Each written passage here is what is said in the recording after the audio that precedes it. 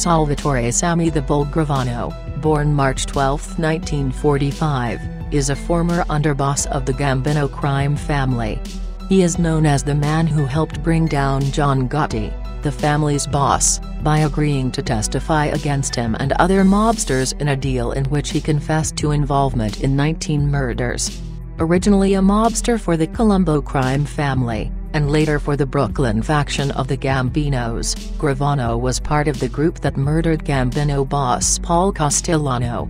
Gravano played a key role in planning and executing Castellano's murder, along with John Gotti, Angelo Ruggiero, Frank DeSicco, and Joseph Armone. After Castellano's death, Gotti elevated Gravano to underboss, a position he held at the time he became a government witness. At the time, Gravano was the highest-ranking member of the 5 families to break his blood oath and cooperate with the government, as well as the second confessed underboss of an American crime family to turn informer. His testimony drew a wave of Cosa Nostra members to also become government witnesses. Gravano served less than a year after his cooperation. However, in 2002 he was convicted of operating a large drug ring and served 15. Salvatore Gravano was born in 1945 to Orlando Jerry and Caterina K. Gravano. He was the youngest of 3 children, and the only boy. The Gravano family lived in Bensonhurst, a largely Italian-American neighborhood in Brooklyn. Early on, one of Gravano's relatives remarked that he looked like his uncle Sammy. From that point on, everyone called Gravano Sammy instead of Salvatore. His father ran a small dress factory and maintained a good standard of living for the family. At age 7, Gravano started stealing 2 cupcakes every day from a corner store in Bensonhurst on his way to school. After being caught by a store employee, a distraught Gravano received a stern warning. At age 13, Gravano joined the Rampers, a prominent street gang in Bensonhurst. At an early age, Gravano found a few people that had stolen his bicycle and went to fight the thieves. Made men who were watching from a cafe saw him take on a few people at once, and they gave Gravano back his bike. As he was leaving, one of the mafia made men remarked on how little Sammy fought like a bull, and hence his nickname the Bull. Gravano did poorly in school, possibly due to dyslexia. However, teachers dismissed his problems as being a slow learner. Gravano was held back from great advancement on 2 occasions. At first, other children taunted him about this, but the taunting ended after Gravano assaulted several bullies. When Gravano reached age 16, the school refused to keep him any longer.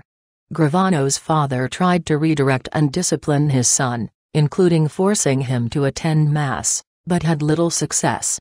In 1964, Gravano was drafted into the United States Army and served in the United States. While an enlisted man, Gravano mainly worked as a mess hall cook. He rose to the rank of corporal and was granted an honorable discharge after 2 years. In 1971, Gravano married Deborah Sabetta. They had 2 children. As of 2014, his daughter Karen Gravano is appearing on the VH1 reality series, Mob Wives. Later in his mob career, Gravano was ordered to help arrange the murder of his brother-in-law, Nicholas Sabetta. Gravano is also the brother-in-law of Gambino capo Edward Garofalo and Mario Garofalo. Gravano was a childhood friend of Colombo crime family associate Gerard Papa. The mafia had been in Bensonhurst for a long time. Several wise guys hung around a bar that a young Gravano and his father frequently passed.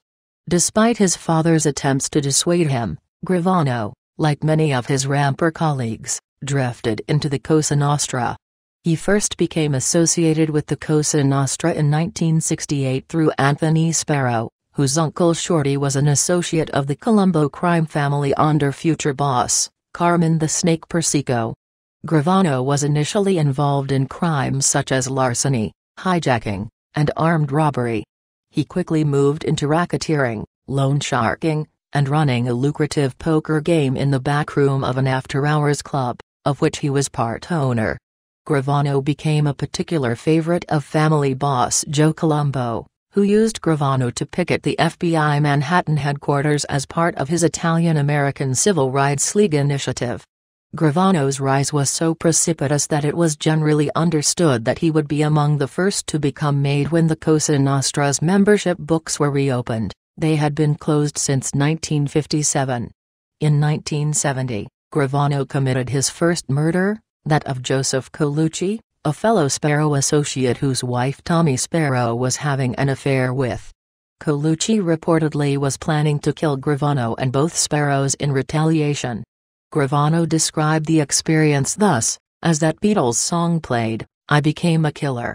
Joe Colucci was going to die. I was going to kill him because he was plotting to kill me. I felt the rage inside me. Everything went in slow motion. I could almost feel the bullet leaving the gun and entering his skull. It was strange. I didn't hear the first shot. I didn't see any blood. His head didn't seem to move. I felt like I was a million miles away, like this was all a dream. The Colucci murder won respect and approval from Persico for Gravano. Gravano later became a mentor to Colucci's son, Jack Colucci, who became involved in the construction industry as a Gambino associate. In the early 1970s, Colombo mobster Ralph Sparrow, brother of Shorty, became envious of Gravano's success, fearing that he would become a made man before his son Tommy. To avoid conflict, Shorty Sparrow allowed Gravano to leave the Colombo family and join the Gambino crime family. Now with the Gambinos, Gravano became an associate of Capo Salvatore Toto Orlo. Orlo quickly took a liking to Gravano and became his mob mentor.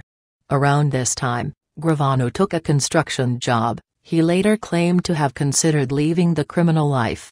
A former associate, however, falsely claimed to the New York District Attorney's Office that Gravano and another associate were responsible for a double murder from 1969. After Gravano was indicted, he desperately needed money to pay his legal bills. He quit his construction job and went on a self-described robbing rampage for a year and a half. 1 week into the trial, the prosecution moved to dismiss the charges. Gravano later said of this legal problem, "That pinch, arrest, changed my whole life. I never, ever stopped a second from there on in. I was like a madman. Never stopped stealing. Never stopped robbing. I was obsessed." Gravano's robbery spree impressed Orlo, who proposed him for membership in the Gambino family.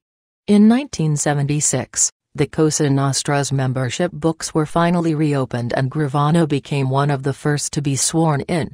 Gravano's loyalty to his dueling families was put to the test in 1978, when the erratic behavior of his brother-in-law, Nicholas Sabetta, attracted the attention of Gambino leadership. Sabetta, the brother of Gravano's wife, had developed an alcohol problem and soon started using cocaine. A series of altercations with mob associates followed, one of which ended with Sabetta having his adversary arrested, earning Sabetta a reputation as a rat.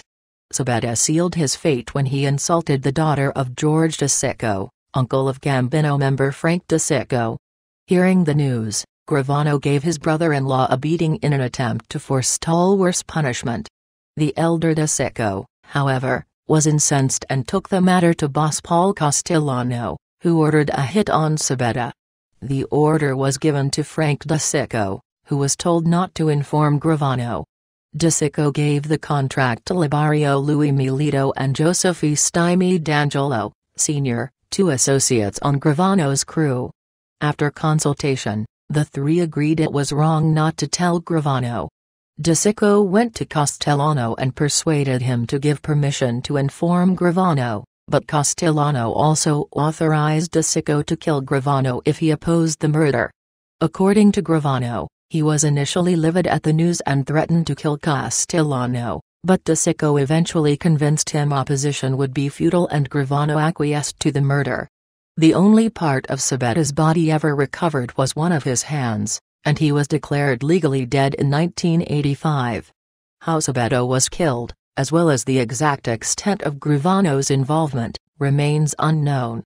Around this time, Gravano opened an after-hours club in Bensonhurst. The bar was the scene of a violent altercation one night, involving a rowdy biker gang intent on ransacking the establishment, which may have served as inspiration for a similar scene in the 1993 film A Bronx Tale. A melee ensued, in which Gravano broke his ankle and the bikers were chased off. Gravano then went to Castellano and received permission to murder the leader of the gang. Along with Milito, Gravano hunted down the leader, wounding him and killing another member of the gang. Castellano was flabbergasted when he learned the crutch-ridden Gravano personally took part in the hit.